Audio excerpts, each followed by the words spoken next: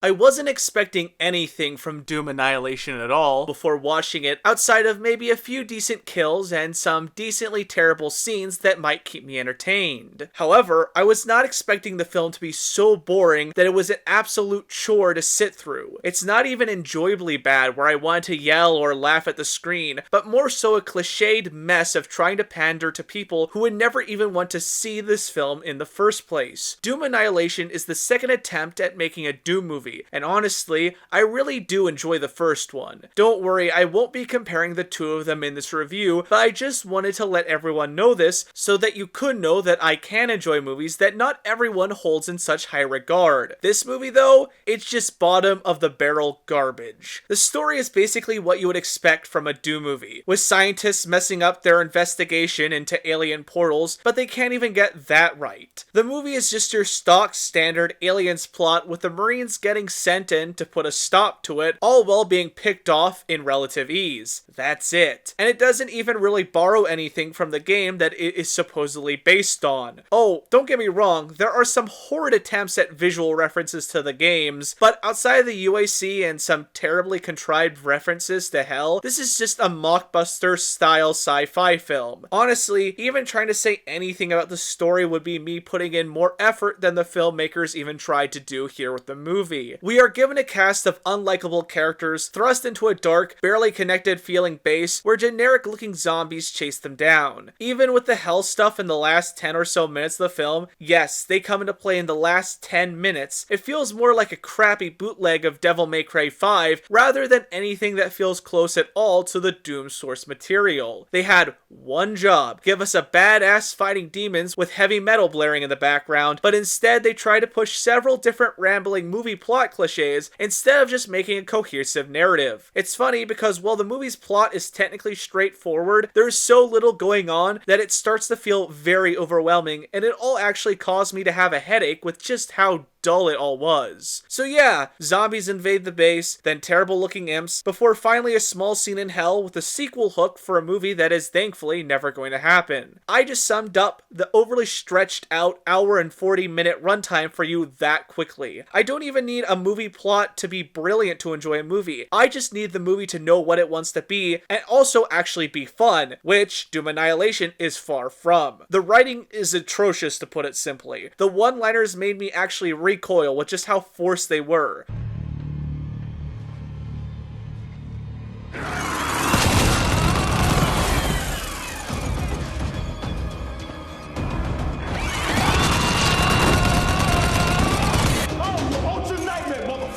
Quite a bit of the dialogue here and there sounded like that one scene from The Simpsons where Homer buys the evil Krusty doll, and characters constantly asked if things were good or bad, and if it wasn't that, it was them constantly spewing off an F-bomb even if it wasn't needed. And they are gonna rue the day. They fucked with me, Doc. I'm their ultimate nightmare. What the fuck is that? Enough to suggest it's more than just a blown fuse. I personally can't think of a single moment of actually decent dialogue that felt natural, or at the very least like it was actually written by someone with talent. But then I remember I was watching Doom Annihilation, and that just closes the case, and confirms that there isn't a single bit of thought put into anything that any of the characters actually say. Contains laboratories and reactor. What kind of a reactor? Fusion reactor. Nuclear. Yeah, but it's safe. Because nothing bad ever happened with nuclear power. Well, the moon poses more risk than the reactor. What you mean?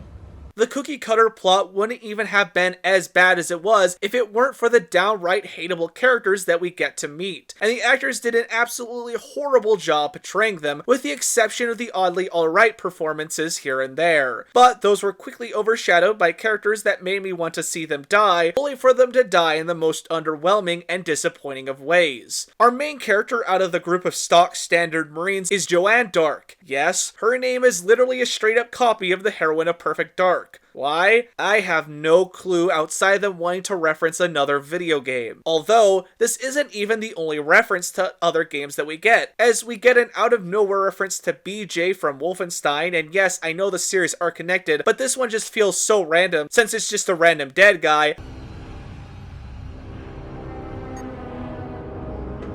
Sergeant William Blaskovich.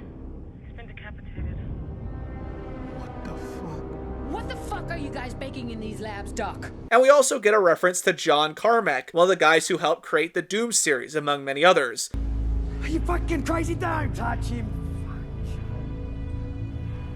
Dr. John Carmack, geneticist. Why? Because they can, and it didn't even feel like a respectful reference at all. Joanne is just downright hateable. She is constantly scowling, making stupid decisions, and just ragging on the rest of the team because she made a mistake that the rest of the team rightfully don't trust her because of. While Joanne does technically get to be just slightly more bearable in the last few scenes of the movie, those moments fix absolutely nothing, and again, there are very few of them. Also, while I am almost always able to separate fiction from reality, being able to enjoy fiction if something dumb happened in reality, the actress who played Joanne, Amy Manson, is just as unlikable in real life as she was in the movie, but I guess that she wasn't even acting because I guess this is just how she acts in real life. Also, honestly, with what happens to everyone in the movie, yeah, you guys need the Doom guy to show up. The rest of the cast are forgettable jerks who fit every stereotype you can think of. You have the sergeant who likes our scrub of a main character, the coward, the drunk pilot, the religious man, the evil scientist, the good scientist who is kind of a love interest, and for some reason a character with short blue-colored hair when she really shouldn't have it, along with the rest of the canon father characters who die off without much fanfare. Not that they deserved any. Also, for some reason, they decided to make the main scientist villain have the same name as Dr. Betruger from Doom 3, even though they share no similarities outside of wanting to bring hell to Earth. The film version doesn't even morph into a weird dragon monster in the end, so that's doubly disappointing. Not to mention, he doesn't ham it up enough with his performance. While this is supposed to be an action movie, the first 40 minutes before any sort of action happens is mind-numbing with just how much it drags. Even the opening moments that were trying to set up the horror and characters do absolutely nothing outside of make me hate the characters we are introduced to. And while I wish I could say the rest of the film picks up when the action gets going, the shootout scenes here are just the dullest to say the least. The shootouts with the zombies are a joke, with our so-called highly trained Marines screwing up like it's their first time ever in a combat scenario, along with the fact that they all die off way too quickly and easily in the mundanest of ways. I can't think of a single actually interesting death here on display. The guns and impact of shots from everything lacked any sort of impact, and the sound work was just sad, giving all the guns an extremely wimpy part in the movie, and this is supposed to be Doom, if I must remind you.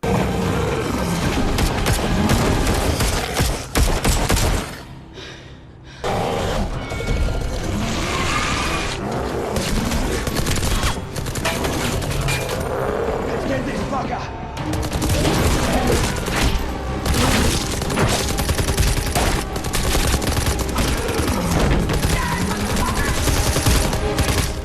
The blood and deaths are laughably bad, even when things like the shotgun, chainsaw, or even the BFG 9000 itself are actually used. The blood was usually just dark black globs, and when it was red, it's far too little, far too late. And there is a surprising lack of any real considerable gore, only being in a few scenes. Speaking of, there were only 3 major action moments in the film, with a few minor bursts of violence throughout. The monster slasher-like kills are the same few jump scares, and lack any attention to how they play out, since you know exactly when things are going to happen. Also, when it comes to the monsters on offer, there were zombies and a few creatures they try to pass off as imps, but outside of shooting fireballs, the imps look nothing like their game counterpart, instead just looking like bland generic demons. There's also the big bad, but again, he just looks like a boss from DMC5. The film just looks like cheap garbage. Every CG shot looked like a PS2 game, and every physical prop looked like horrid rubber monsters from the cheapest of 80s films. But, unlike the 80s films, these were lacking any of the charm those actually had. While I wanted to be happy the film used practical effects, they were just so poorly done that I can't even be happy about that. I mean,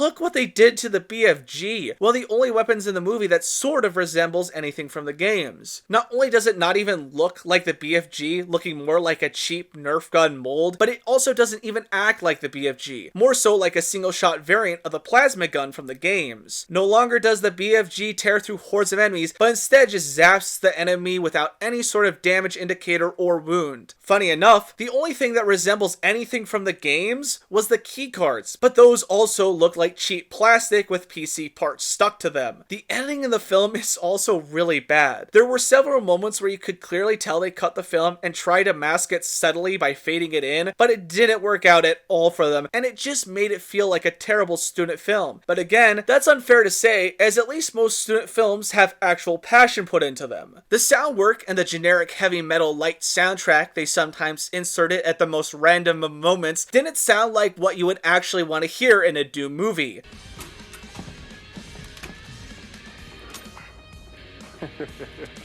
Can't believe you're bringing that weak ass shit.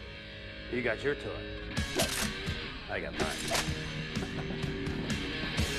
Like I said, guns sounded poor, and the monsters sounded nothing like their game counterparts. The actors sounded like they just didn't care, and every pronunciation sounded poor, and like they weren't even trying to make what they were saying sound like what was supposed to be said. Even some of the audio for the voices was hard to hear, or just off-sounding, so all around sound was just bad. All in all, Doom Annihilation is a very cynical cash grab that is desperately trying to hide behind the skinned mask of hype for fans who were awaiting Doom Eternal, and also try and entice a certain demographic of people who would never even have any sort of interest in the series in the first place. At the end of the day, Doom Annihilation is just a bad, boring movie with no redeeming qualities, and it is best being forgotten by everyone, fan and non-fan alike, with no passion, care, or love put into it, and not a single moment of enjoyment to be found. This is definitely a movie you should pass up. As always, if you want to help support the channel, please consider sharing the video with a friend or checking out my Patreon linked in the description below. If you have any comments, questions, or recommendations, leave them down below as I read and reply to everything. Until next time, this is Thierry Williamson signing off until the next video. See ya, guys!